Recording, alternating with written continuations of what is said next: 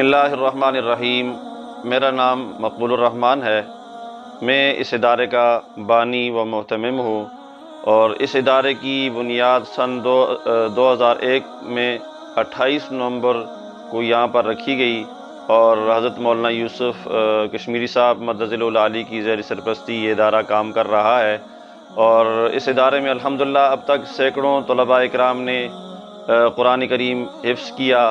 اور اس کے بعد وہ آگے تعلیم حاصل کر کے فارغ التحصیل ہو کر مختلف علاقوں میں وہ دین کی خدمت سر انجام دے رہے ہیں۔ کچھ حضرات اپنے مدارس چلا رہے ہیں، اور اس طرح کئی خطیب ہیں، اور کچھ حضرات جو ہے وہ دیگر اداروں کے اندر کام کر رہے ہیں، کچھ مؤذن، امام، اور اس طرح کے دینی مشاغل میں الحمدللہ وہ سارے حضرات لگے ہوئے ہیں۔ نہ صرف یہ بلکہ الحمدللہ ہمارے اس ادارے سے پڑھے ہوئے طلباء اکرام مختلف اداروں میں، جیسے فوج میں اور اسی طرح مختلف دوسرے اداروں کے اندر وہ کام کر رہے ہیں، پولیس میں یا اس طرح مختلف اداروں میں وہ کام کر رہے ہیں۔ جہاں وہ اپنی دوسری ڈیوٹیاں سر انجام دے رہے ہیں، وہاں امید ہے کہ وہ ساتھ ساتھ دین کا کام بھی کر رہے ہوں گے۔ تو اس طرح یہ ادارہ الحمدللہ دین کی خدمت کے ساتھ ساتھ ملک پاکستان کی تعمیر و ترقی کے لیے جو ضروریات ہیں اس میں بھی اس کے طلباء بڑھ چڑھ کر حصہ لے رہے ہیں، اور اس پر ہم اپنے رب کا شکر ادا کرتے ہیں۔ یہ سب کام کیسے ممکن ہوا؟ تو اس میں میں نے جو کچھ کوشش کی، لیکن میری کوشش کے ساتھ ساتھ جتنے بھی مخیر حضرات ہیں اور اس طرح جو تعاون کرنے والے حضرات ہیں، ان کا تعاون اس میں سب سے زیادہ نمایاں حیثیت رکھتا ہے۔ یہ سارے کام ان کے تعاون کی وجہ سے ہوئے، اور اللہ رب العزت کے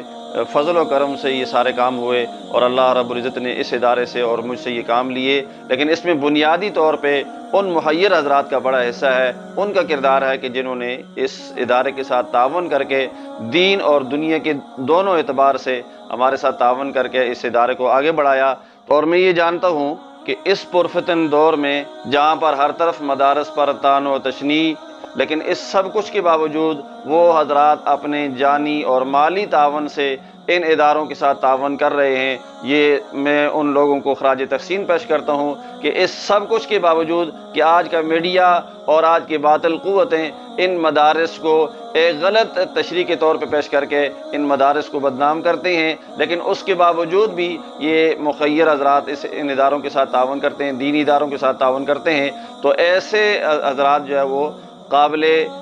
تحسین ہیں، اور ان کی اس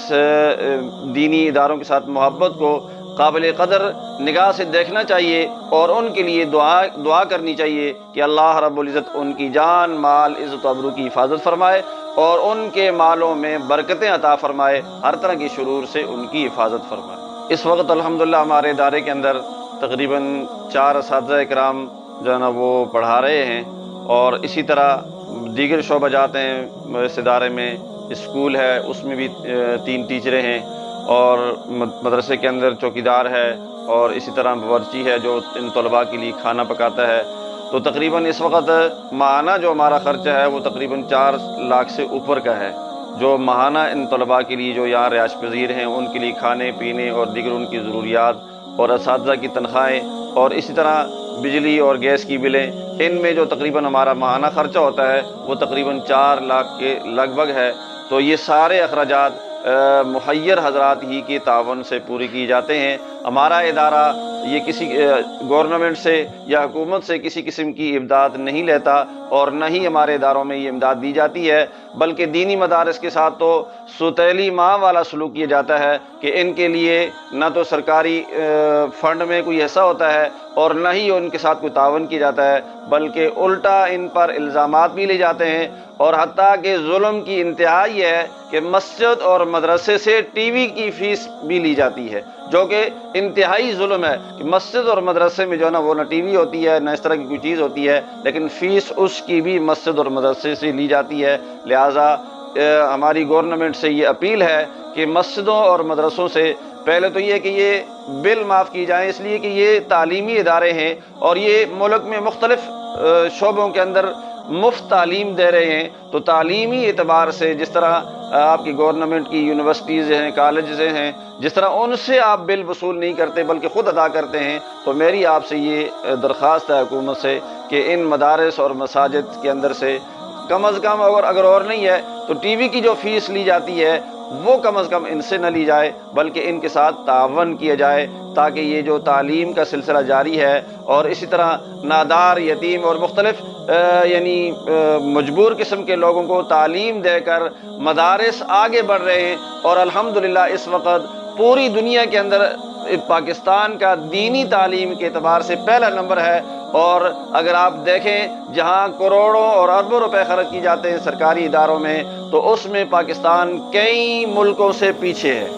تو دینی اعتبار سے الحمدللہ ہمارا ملک سب سے آگے ہے، اور اس پر ہم اپنے اللہ کا شکر ادا کرتے ہیں کہ اس نے پاکستان کو اور پاکستان کے علماء کو یہ توفیق دی کہ یہاں دین کا کام ایسا ہو رہا ہے کہ باہر کے ممالک سے یہاں لوگ آ کر تعلیم حاصل کر رہے ہیں۔ تو اس وقت دنیا کے اندر فخر کیا جاتا ہے اس بات پر کہ ہمارا بچہ پاکستان کے فلاں مدرسے سے دینی ڈگری لے کر آیا ہے، جبکہ دنیاوی اعتبار سے ہماری صورتحال اس وقت یہ ہے کہ ہمارے بچے باہر کے ملکوں سے جا کر ڈگری لے کر آتے ہیں، اور وہ اپنی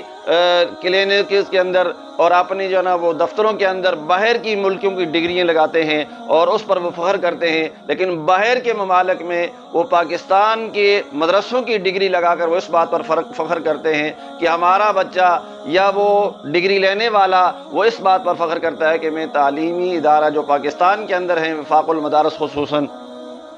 اس سے میں نے تعلیم حاصل کی ہے۔ تو اس طرح الحمدللہ ہمارے ملک میں دینی تعلیم جو دی جاتی ہے علماء کی محنتوں سے، کاوشوں سے، ان کی دعاؤں سے اور محیر حضرات کے تعاون سے یہ دینی کام ہو رہا ہے، اور الحمدللہ علماء نے اس کام کے اندر اتنی محنت کی ہے کہ آج دینی تعلیم کے اعتبار سے ہمارے ملک وہ دوسرے ممالک سے آگے ہے، حتیٰ کہ سعودی عرب سے بھی ہمارا ملک دینی تعلیم میں آگے ہے۔ اس پر ہم اپنے اللہ کا جتنا شکر ادا کریں وہ کم ہے۔ اللہ رب العزت ان علماء کی جن کی محنتوں، کاوشوں سے اور جن کی کوششوں سے ہمارا ملک دینی تعلیم کے اعتبار سے پہلے نمبر پر ہے، میں ان علماء کو، ان خدمت کرنے والوں کو، ان محیر حضرات کو مبارکباد پیش کرتا ہوں کہ ان کے مالی تعاون سے، علماء کی محنتوں سے، کوششوں سے اس وقت ہمارا ملک الحمدللہ دینی تعلیم کے اعتبار سے پوری دنیا میں پہلے نمبر پر۔ انشاءاللہ العزیز اس کے بعد دوبارہ بھی آپ حضرات سے ملاقات ہوتی رہے گی۔ اس وقت آپ اجازت دیجیے، اللہ حافظ۔